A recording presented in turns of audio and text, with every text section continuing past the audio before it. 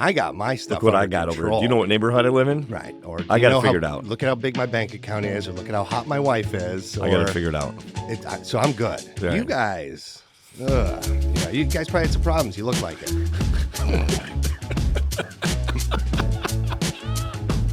You got dodging on that one. Hey. So we start out every one of these podcasts with a proverb. You want to go ahead and read that first one for Can today? You clear that frog out of your throat quick. Jeez.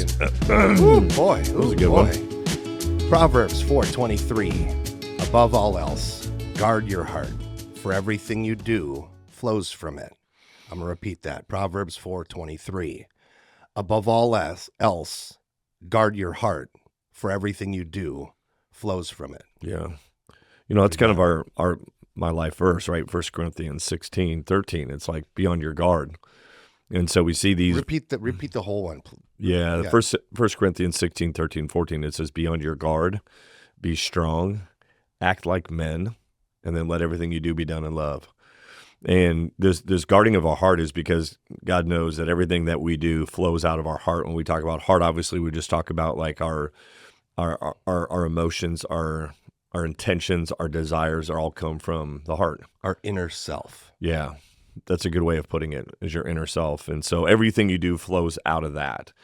And so if my heart is bent towards evil, then everything that's going to flow out of that will be evil. And if I'm focusing on Christ, then the flow of my heart will be towards Christ, not in perfection and faithfulness. And I think that's the thing we always want to make sure we tie into this, is that God is not asking us to be these perfect human beings. He's asking us to be faithful human beings.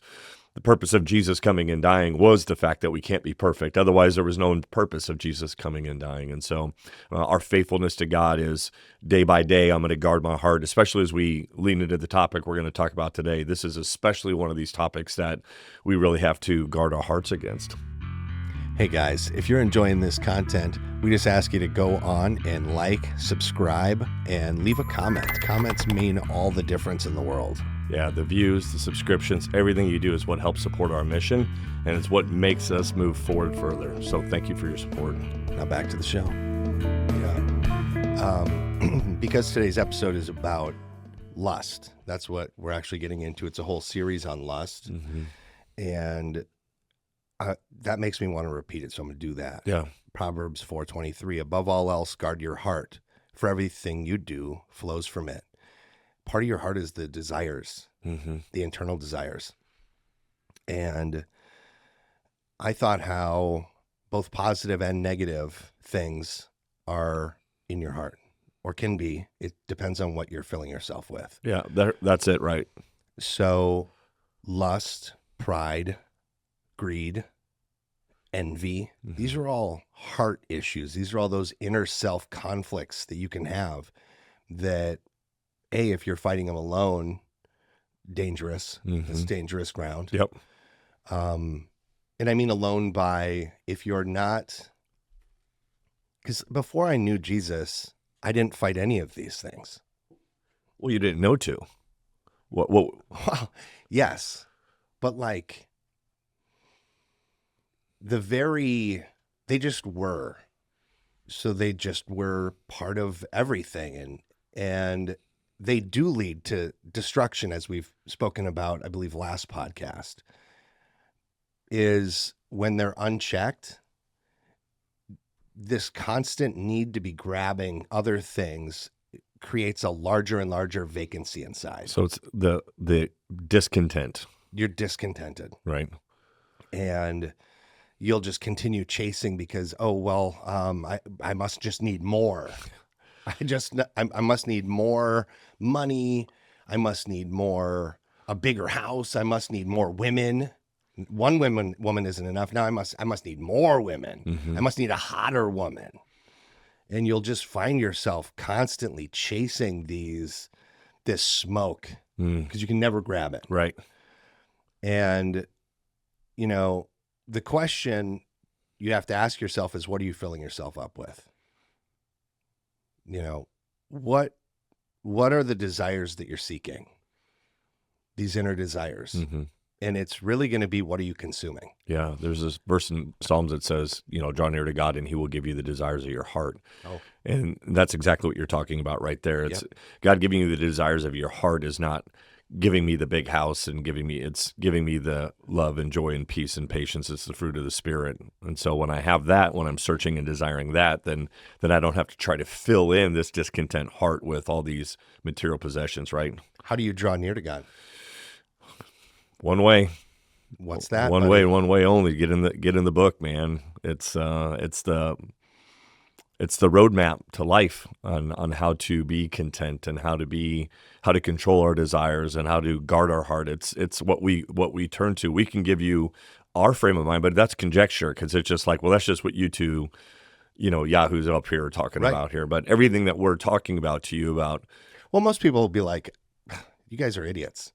And I'm smarter than you. Yeah. There's kind of this pride sure, that kicks in and says, yeah, you guys made these mistakes, but I got my stuff. look what under I got control. over here. Do you know what neighborhood I live in? Right. Or I got it figured out. Look at how big my bank account is, or look at how hot my wife is. Or I got it figured out. So I'm good. Right. You guys, you guys probably had some problems. You look like it.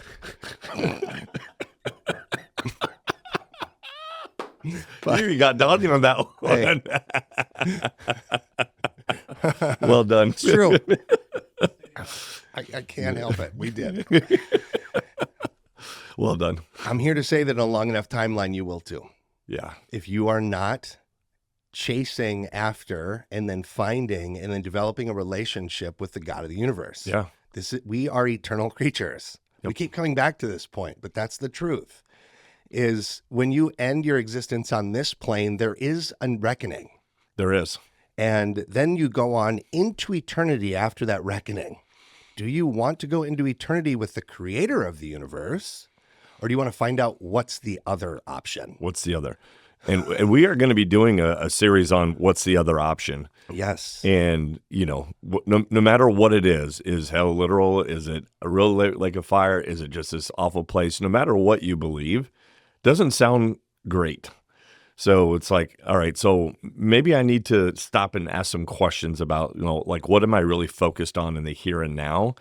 We talked about last podcast. Is it the material? Is it the eternal? Our hope is that you start focusing on the eternal as we go through this. So Indeed. Sort of finalize that question of what are you filling yourself up with? Why does that matter? I think it matters because eventually your thoughts become actions. Mm. And isn't that part of it? It flows out of you. That's what they're saying in this proverb is like, if it's flowing out of me, then that is my actions. It's no longer just my thoughts. It is my actions Bingo. now. Right? And so making sure that my heart is pointed in the right direction so that what flows out of me is Christ-like and obedience. It's this Bible verse of take captive every thought. Yes. Right? And so if I'm going to take captive every thought and make it obedient towards Christ, then what flows out of me is going to be Christ-like if I'm guarding my heart against it. Bingo.